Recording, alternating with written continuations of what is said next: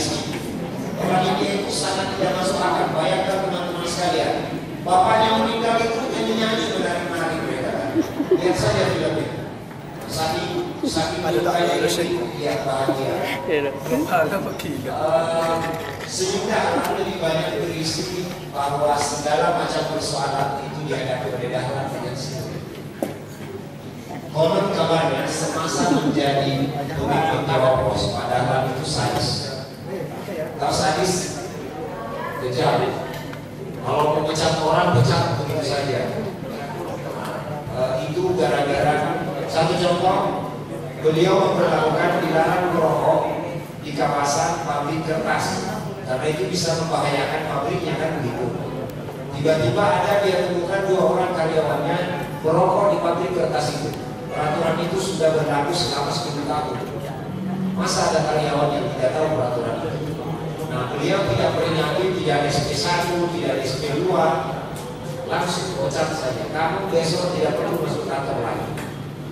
Nah, itu sadis beliau, tapi dalam urusan manajemen. Ketika ditanya, kok Bapak langsung pecat saja? Beliau tidak menjawab, dia cuma tersenyum saja. Teranglah dengan akal pikiran begitu kemudian sama seperti beliau membanting kursi di pintu tol. Mungkin Anda teman-teman sekalian pernah dengar. Penjaga tolnya harusnya sudah datang jam 5 subuh, jam 7 ternyata penjaga tolnya belum datang, diambil kursi itu dan dia banting. Kenapa? Percuma ada kursi di sini, orangnya tidak ada, kan begitu. Harusnya kan jam 7. Nah itu sudah termasuk bagian dari korupsi. Waktu adalah perihal yang paling banyak dilakukan di sana. Termasuk saya sih. Makanya saya belinya jam karet, bukan jam besi. Karena Indonesia suka jam karet.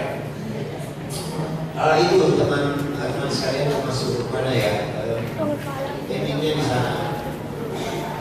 Tetapi saya termasuk orang yang menginginkan agar setelah kita bersusah-susah, setelah kita menderita, berajik-ajik ke hulu, berenang-renang kalau bisa berenang ke tepian. Jadi bersakit-sakit dahulu, bersenang-senang kemudian. Sebab tidak mungkin kita bersenang-senang dari awal, bersenang-senang sampai akhir. Apalagi tidak enak lagi kalau bersenang-senang duluan, sakitnya belakangan. Tidak enak ya. Mending sakit dulu baru senang. Itu yang saya harapkan dari inspirasi yang ingin saya bagi. Harapan saya lewat jalan saya menyampaikan kepada orang bahwa semakin tinggi pohon, semakin kencang angin berlalu.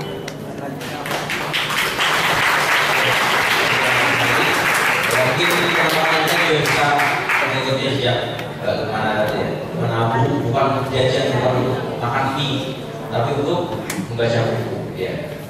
Semoga nanti dapat buku dari Krishna. Oke, pertanyaan ketiga dari cowok lagi di belakang pakai ya, saya pakai peci, ya pakai peci. Pakai peci. Loh. Ayo cepat. Terus. Terus.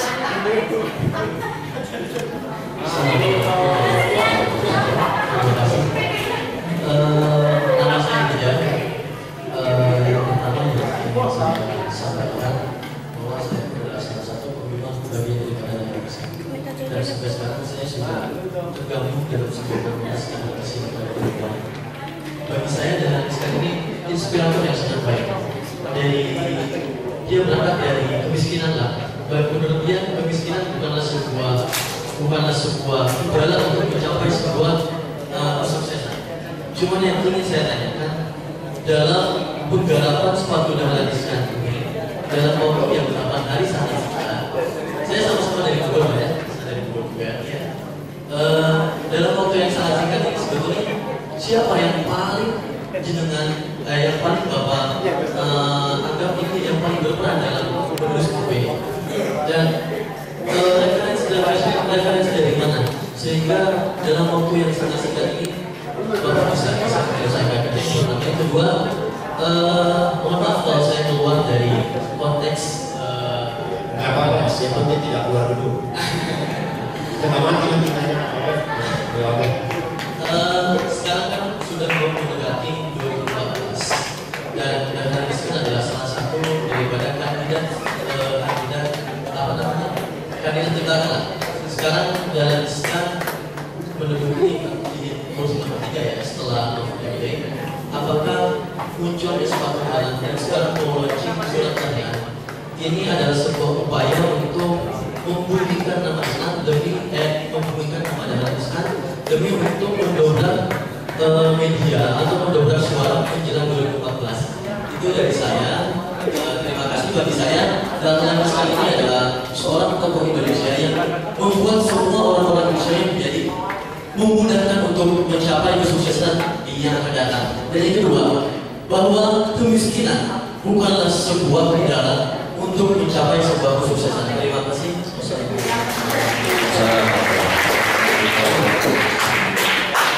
Iya, orang sebenarnya pertanyaannya susah-susah ya. Ya, untuk pertanyaan pertama, apakah siapakah yang paling berperan sehingga dalam waktu yang singkat saya bisa merampungkan tulisan sepatu Dahlan?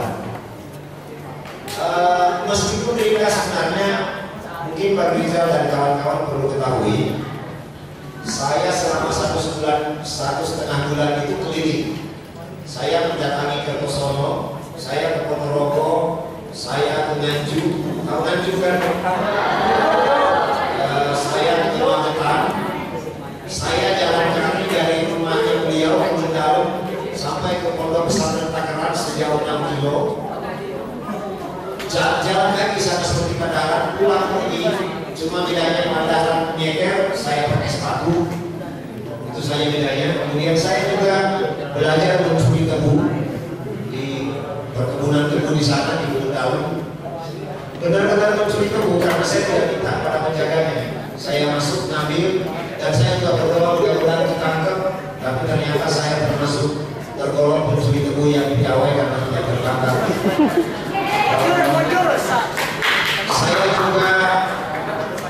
Saya juga sebenarnya lebih suka sepak bola dibanding bola voli, tapi karena saya ingin bercerita tentang space, bagaimana space, bagaimana servis, saya belajar main voli. Saya juga mengunjungi kakaknya di Samarinda, ada Pak Atul di Samarinda. Saya mau wawancara beliau. Apa kesulitan saya sebenarnya? Kesulitannya adalah bahasa Jawa. Karena saya tidak bisa menggunakan bahasa Jawa. Kalau bahasa Sunda alhamdulillah bisa, bahasa Jawa tidak. Sementara Madura, mana itu? Soro bahasa Madura itu. Baca tidak. Bahasa Inggris. Jawa Timur bukan. Jadi kalau ada yang saya tanyai, ada yang saya wawancarai orang tua, rata-rata yang saya wawancarai itu punya 60 tahun ke atas. Saya bertanya menggunakan bahasa Indonesia, mereka menjawab menggunakan bahasa Jawa. Nah, itu sulit bagi saya. Saya harus menggunakan penerjemah. Lebih sulit lagi waktu surat Dahlan karena saya sulit mencari orang yang paham bahasa Dayak rumah. Bahasa suku Dayak itu banyak sekali dan yang saya banyak teliti kemarin adalah suku Dayak rumah. Tidak banyak anak muda yang tahu bahasa Dayak rumah. Itu lebih sulit lagi, makanya lebih lama 4 bulan risetnya. Siapa yang paling berjasa? Sebenarnya yang paling berjasa adalah semua orang sih sebenarnya. Termasuk Pak Dahlan juga sangat berjasa karena misalnya saya bertanya, Abah kabarnya dulu punya cinta monyet. Kata Abah, bukan cinta monyet, saya kan tidak mau pacaran sama monyet. Saya punya perempuan yang saya suka dulu, tapi tidak jadi. Siapa namanya Pak? Ini namanya. Abah ada nomor kontaknya enggak? Oh Abah tidak ada, tapi katanya Zaid. Kayaknya Zaid punya. Saya punya Pak Zaid. Apa Zaid punya, saya datangi wawancara. Jadi sangat terbantulah sama orang-orang di sekitar beliau, termasuk teman-teman sekolahnya. Di luar itu yang paling berjasa sebenarnya adalah ya 2 anak saya dan ibunya anak-anak saya. Kenapa saya menyebut mereka berjasa? karena setiap melihat anak saya selalu berpikir bahwa kalau saya wafat kelak nanti ada buku yang bisa mereka ceritakan pada anak-anaknya. Nah, kakek ini penulis. Kalau kau mau kenal kakek ini bukunya. Itu perbedaan antara penulis dengan bukan penulis. Kita meninggalkan jejak.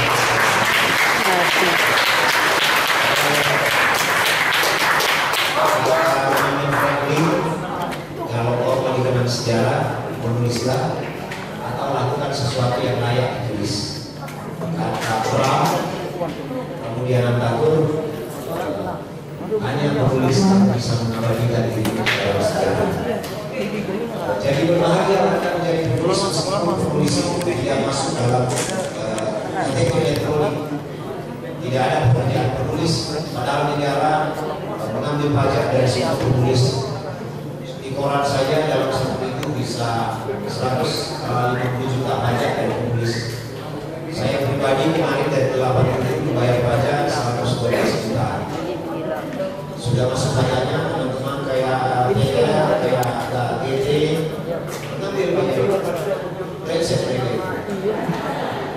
Kita setengah mati bayar pajak, mereka akan pulang pajak itu. Pertanyaan pertama ya, apanya orang yang berjasa dan tidak ada yang paling, semuanya berjasa.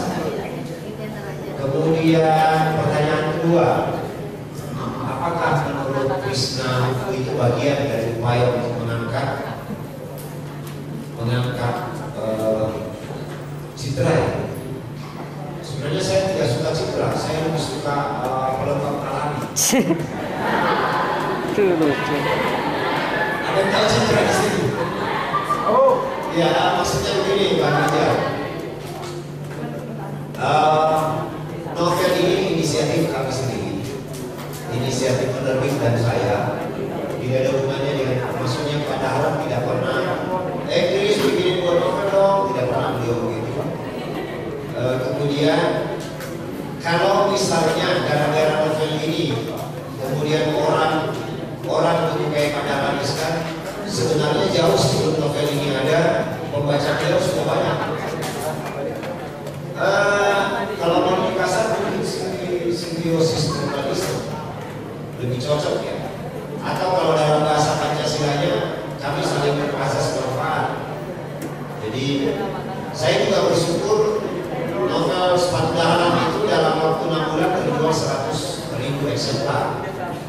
Tentu banyak juga Dahlanista yang beli novel itu. Di antaranya Bang Rizal pasti juga membeli novel itu kan. Belum dia mas. Belum ya, nanti beli.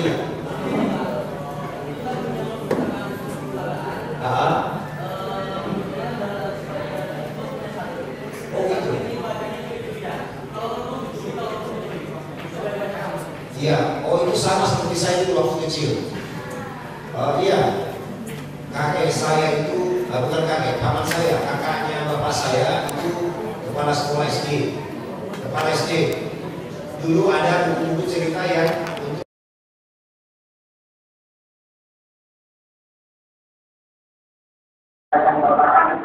di Pakistan musik dulu di Makassar.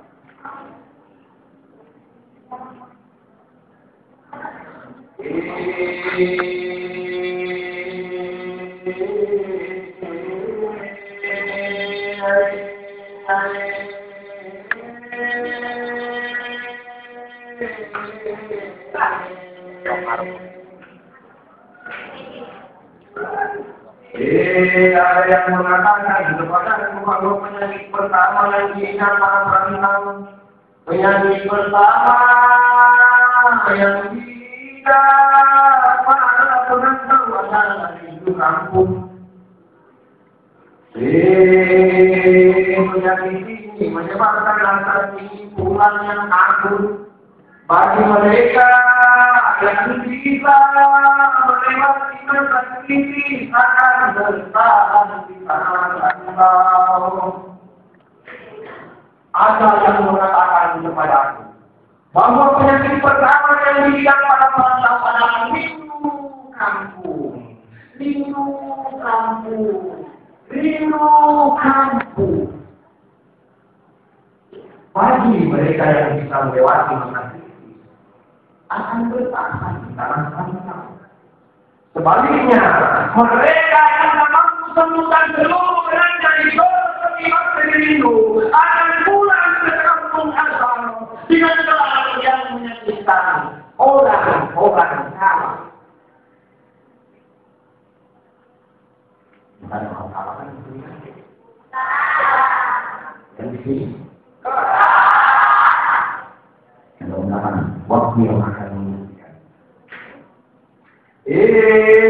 Aku ingin mencari golongan bersama makan bandai yang kita. Aku ingin menaklukkan sama lingkungan. Mungkin terdengar lucu atau aneh, karena ketika orang-orang lain bersama berlomba-lomba ke Surabaya, ke Jogja, ke Jakarta, aku malah memilih hutan Samarinda. Alangkah memalukan, juga aku pulang sebagai orang nama.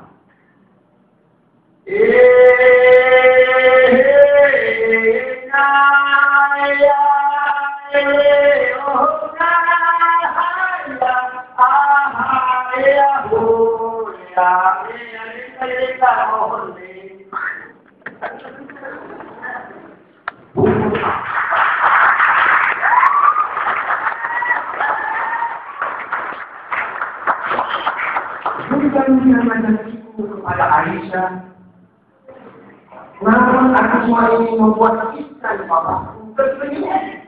Itu saja.